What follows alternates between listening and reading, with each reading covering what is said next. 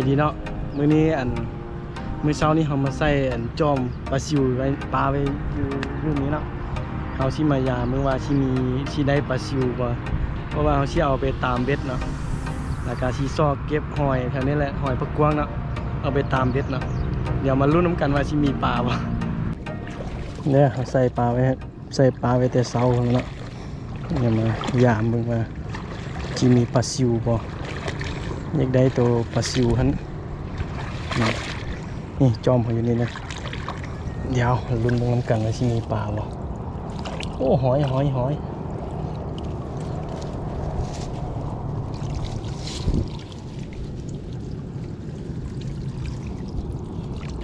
้ยมีแต่ปลาซิวน้อยๆเนาะโอ้น้อยโพดไว้ปลานี่มีแต่ลูกปลาซิวน้อยๆเนาะสิใส่เบ็ดได้บ่นี่นะเดี๋ยวสิลองส่องเข้าไปไหนเพิ่นเนาะมีแต่ลูกปลาซิวน้อยเดี๋ยวสิลองไปตามเบ็ดนึงนะสิมีปลาใหญ่กินบ่นี่ปลากระเดือดตัวนึงเนาะในหอยเดี๋ยวสิมาไข่ให้เบิ่งนี่สิเอาลงเอาออกมาให้เบิ่งนะ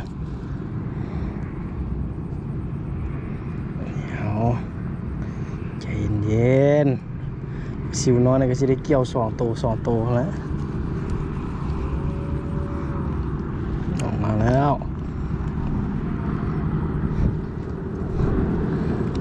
นี่มีแต่เป็นสิวน้อยกระเดือดตัวนึงเนาะ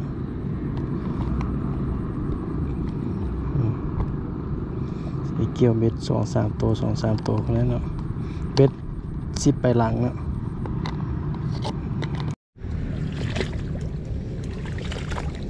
สอดเก็บหอยเนาะสอดเก็บหอยไปตามเบ็ดนะเนาะไปดีจ้า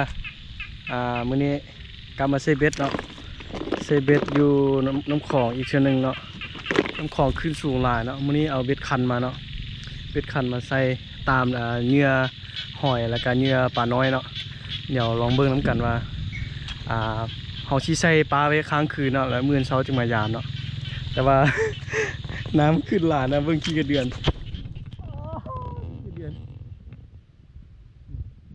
มันหลายบ่ได้ขุดเด้อบ่ท่าขุดเลยน้ำมันขึ้นมาพี่เนาะน้ำคลองอยู่น้ำมันขึ้นมาแล้วเรือพื้นที่น้อยเดียววันนี้ขี้กระเดือนมากองกันอย่างนี้เนาะ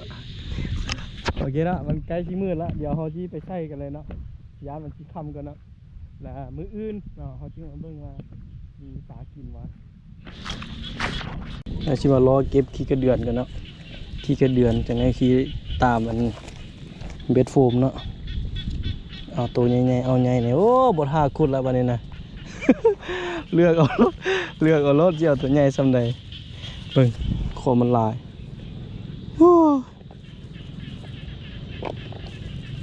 เดี๋ยวสิเลือกเอาตัวใหญ่ๆพี่เมื่อกี้เห็นนะนี่เลือกเอาตัวใหญ่ๆรถซ้ำสีเอาแบบนี้นะ สีไซเป็นเหยื่อปลาน้อยกับเหยื่อหอยเนาะปลาน้อยหอยแล้วก็เบ็ดโฟมมันสีไซตามด้วยขี้กระเดือนเนาะเดี๋ยวจังมื้ออื่นจังมาเบิ่งว่าแบบใดสิได้ผลดีกว่าเนาะแต่ว่าเบ็ดคันนี้เขาสิใส่เหยื่อปลาน้อยกับหอยเด้อมาตามนะอันนี้ก็คือเบ็ดเขาเนาะเบ็ดเขาใส่กลัวน้ำเด้อใส่กลัวจองแล้วก็มีเสือกมัดอยู่ทางนี้เนาะนี่คือสุดเบ็ดเขาเนาะเดี๋ยวเขาสิตามลูกปลาน้อยเด้อตามลูกปลาน้อยบ่ได้ปลาใหญ่เว้ย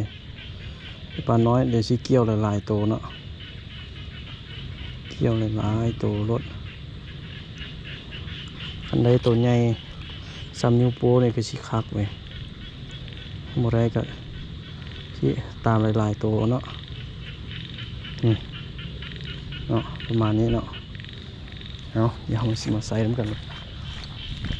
หลังแรกเขาสิใส่ทีนี้เลยเบาะหลังแรกเนาะเอาสิใส่อันนี้เลยโอ้นี่เลยหลังแรกคือหกเท่าไหร่โอ้หกกดเที่ยวซะ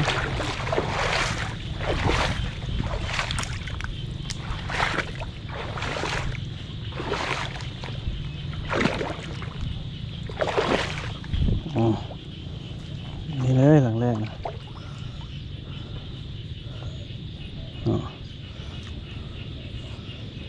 เสียบเข้าไป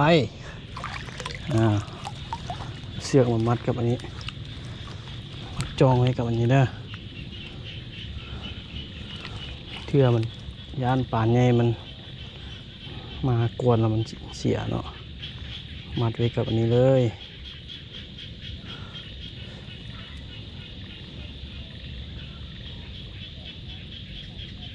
โอเคเด้อ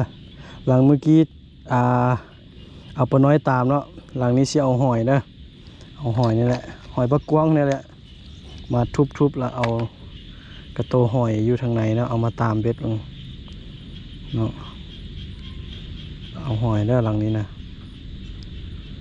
รู้น้ำกันว่าอันนี้หลังที่สองเด้อรู้น้ำกันว่าระหว่างเหยื่อปลากับหอยนะอะไรปลาสิกินดีกันเนาะ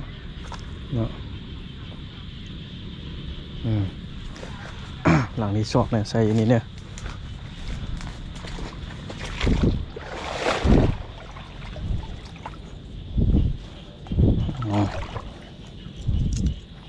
อันนี้เลยหลังสอง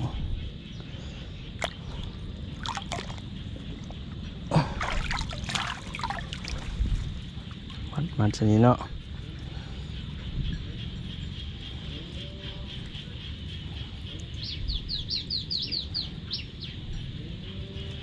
มัดด้วยเสือกสีขาวไปในเส้นเนาะ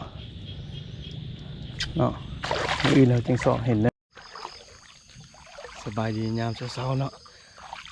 เช้านี้เราสิมายามเบ็ดเนาะที่ว่าเราใส่ปลาไว้เมื่อคืนเนาะโอ้แต่เห็นได้ว่าน้ำมันขึ้นละขึ้นหลายเติบเนาะบ่อนั้นที่ว่ามันเห็น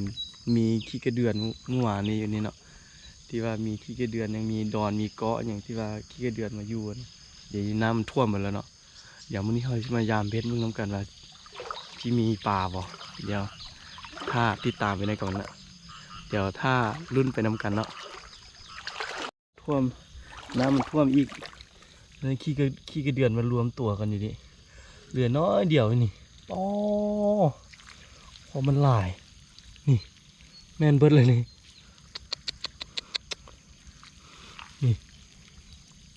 เนาะพอมันหลายบ่ให้ว่าเลยเนาะ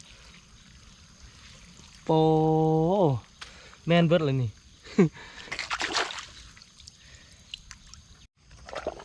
รุ่นหลังพันอิดเนาะนี่สายเข่งเลยอันนี้เบ็ดฟูมเนอะเบ็ดปูมเนอะหลังทำอิดเลยนะ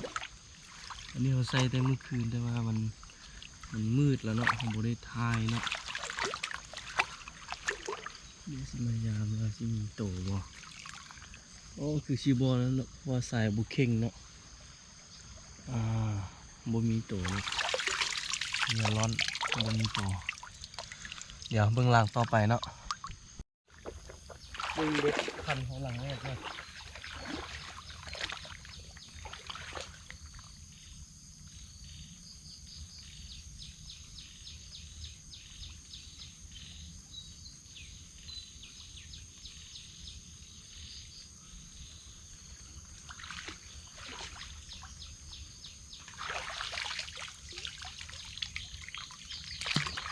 บ่มีเนาะ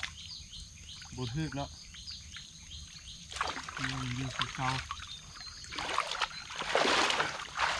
เอาเปลี่ยนรุ่นหลังที่สองเนี่ยหลังทำอิฐนี่แม่นเขาตามด้วยเนื้อปลาซิวน้อยเนาะเดี๋ยวหลังที่สองต่อจากนี้เนี่ยที่แม่น ตามด้วยหอยเนาะเดี๋ยวรุ่นเบิ่งว่าหอยหรือว่าปลาซิวน้อยเนาะที่ว่าปลาที่กินเนาะ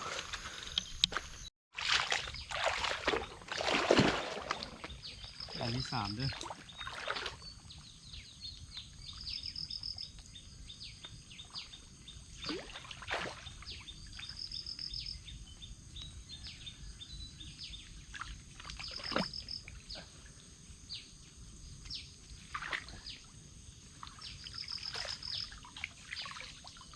อันนี้ปลาซิวน้อยแต่ว่าเหยื่อมันหายแล้วเนาะ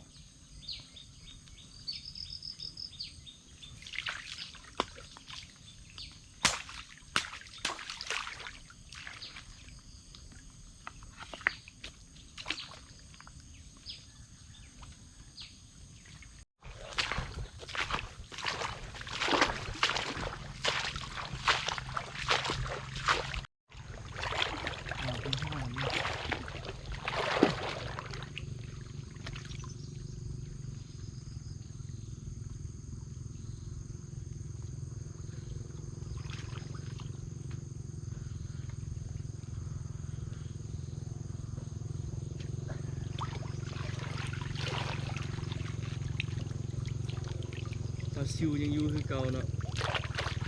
หลังนี้เหยื่อบ่ร้อนนะปลายังอยู่คือเก่าเนาะแสดงว่ามันบ่มีปลาใหญ่กินเนาะ